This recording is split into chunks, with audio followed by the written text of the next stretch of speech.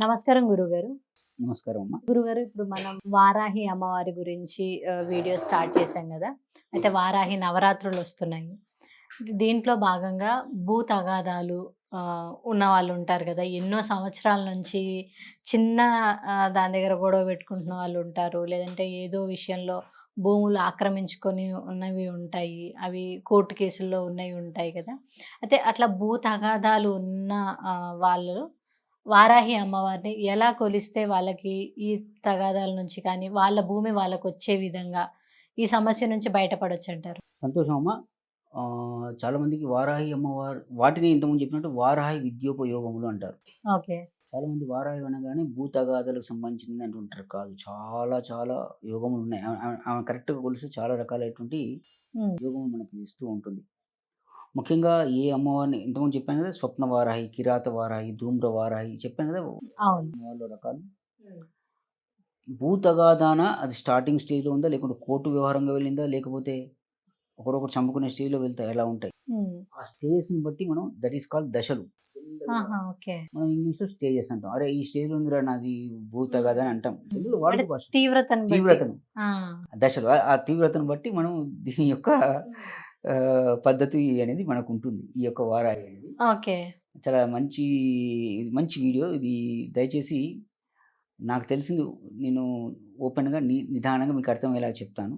ఇది 10 మందికి తెలియజేయేలా చేయండి. ఎందుకంటే వారాహి అమ్మవారిని కొలిస్తే అయిపోయి నా భూత అట్లా కాదు. దానికో పద్ధతి ఉంటుంది. మనకు కడుపులో నొప్పొచ్చిందమ్మా, దానికో మెడిసిన్ ఏదో పడితే అది కాదు కదా! ఒక పద్ధతి. ఒక డాక్టర్ ఎక్స్‌పర్ట్ దానికి ఉంటారు కదా! అవును. అట్లాగే దీంట్లో ఈ భూతగా శత్రు అంటే భూతగా ఈస్ నథింగ్ బట్ శత్రువుకి సంబంధించినటువంటి. హ్మ్. సో, దాంట్లో ఏందంటే ఊరి వెలుపల, హ్మ్. ఊరి వెలుపల ఉండే జమ్మి చెట్టు కింద ఒంటరిగా కూర్చొని హ్మ్. రాత్రి వేళలందు ఈ వారాహి నవరాత్రులవే హ్మ్. రాత్రి వేళలయందు పల్లవయుతముగా అంటే వారాహి అమ్మవారికి ఆమెకు ఒక మూల మంత్రాలుంటాయి. హ్మ్. లేకుంటే గాత్రం గూడా ఎనకటికి ఆ అమ్మవారిని ఒక పాట రూపంలో గూడా చేశారు. ఓకే. పల్లవయుతములు అంటారు వాటిని.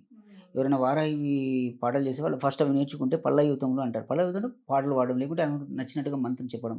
హ్మ్. ఇప్పుడు ఫర్ ఎగ్జాంపుల్ ఈ ఈ ఆశీర్వాదం ఎట్లుంటది? విష్ణుశ్చ స్వింద ధాతుః, పశుపతిః పశుంద ధాతుః, కుబేరస్యాదంద ధాతుః, సర్వా దేవతా సముదంద ధాతుః, అధః శ్రీకరంచ బహుపుత్రంచ చంద్రకలంచ మంగళంచ సుమంగళంచ.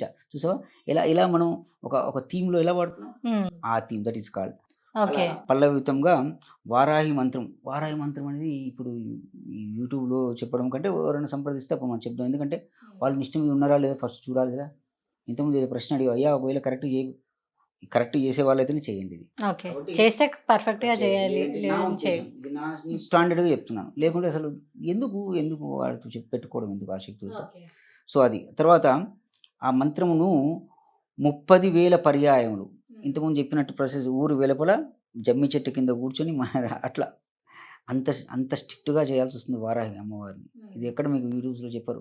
ఆమెను ఎలా కొలుచుకుంటే ఎలా శత్రునాశనం అవుతుందో చెప్తున్నాను. హ్మ్. ఈ 35,000 పర్యములు చేసిన తర్వాత దానికి మళ్ళీ హోమాకృతి అంటే చెప్పాను ఇంతకుముందు స్టేజెస్.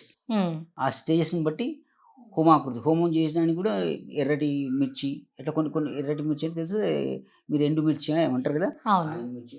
కొన్ని ఉన్నాయి. ఇట్లా కొన్ని దీన్ని మాధ్యమాలంటారు. లేకుంటే కొన్ని వస్తువులు ఓకే. వాడి ఇప్పుడు 35,000లో దాంట్లో డివైడెడ్ బై 3 టైమ్స్ అంటే 10,000 వంతు ఆ హోమంని గావించి హ్మ్. అట్లా అమ్మవారిని ప్రసన్నం చేసుకుంటే అప్పుడు నీ శత్రువులు ఇవన్నీ దేనికోసం చేస్తాం? సంకల్పం ఫస్ట్ ఏంటి మనకి ఇది ఈ కుటుంబం ఇది, భూతగాథల ఇది సంకల్పం నా చెప్పేసుకొని. పరిస్థితి ఇలా ఉంది అని చెప్పుకోవాలి ఫస్ట్. హ్మ్. నా పేరు ఇది, నా గోత్రం ఇది, అవతల అపోనెంట్స్ ఇవి. హ్మ్. ఇలా. ఓకే. ఇలా వారాహేమో అలా కొలుస్తారు యాక్చువల్‌గా. హ్మ్. ఇట్లాగే వీటిని ఏమంటారంటే వారాహి విద్యోపయోగములు అని అంటారు జనరల్‌గా.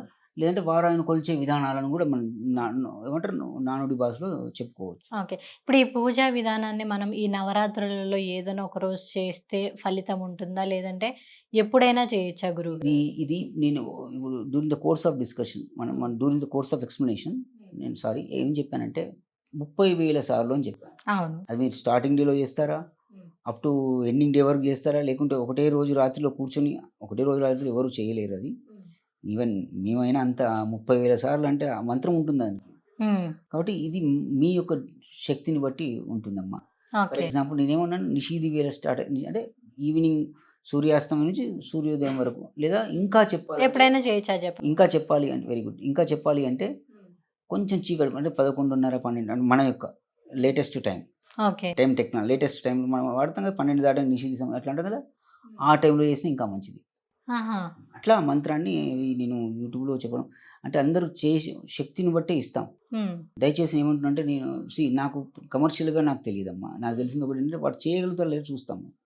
అట్లాంటి వారికి మనం ఉపదేశం చేసినా ఒక ప్రయోగం ఉంటుంది. ఓకే. ఎవరు పడితే వాళ్ళు చేసి వాళ్ళ శరీరం పాడై ఎందుకు చెప్పు? కాబట్టి దీన్ని మీరు అడిగిన ప్రశ్న 9 నవరాత్రులు చేస్తాం. చేయగలుగుతాం అంత. దాన్నే సిద్ధం యోగములు అంటారు వాటిని. ఓకే. సిద్ధులు అంటారు వాటిని. ఏమంటారు? సిద్ధులు. సిద్ధులు అంటారు. తెలుసా మీకు అడవులలో హిమాలయ పర్వతం ఎందుకుంటారు ఇవే. హ్మ్. సిద్ధులు అంటే అదే. ఆ సిద్ధం కావాలంటే ఆ హ్మ్. మంత్ర సిద్ధి కావాలంటే 30,000 సార్లు చదవాలి. ఓకే. మంత్రం అనేది చూద్దాం.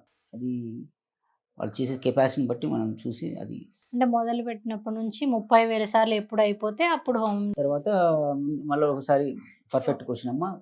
నిషిద్ధి రాత్రి చూసుకొని మళ్ళీ నైట్ టైమ్ చేసేది ఉంటుందది. ఇప్పుడు తీవ్రతను బట్టి ఉంటుంది. అప్పుడు మాధ్యమాలు ఏమొస్తుంది మంత్రసిద్ధి అవును. మంత్రానికి 10,000 చదవాలి. మళ్ళీ మాధ్యమాలు అంటే ఆ ఘాటు అనేది ఫర్ ఎగ్జాంపుల్ ఎండుమిర్చి వేస్తే ఘాటు వస్తుంది కదా! అవును. అమ్మ చూడు నా పరిస్థితి. నేను ఇలా ఉంది అని చెప్పడం. అంటే దాని మాధ్యమాలను బట్టి మనం హ్మ్. ఆ సమస్యను పరిష్కారం చేసుకోవడానికి ఉంటుందమ్మా. ఓకే గురుగారు.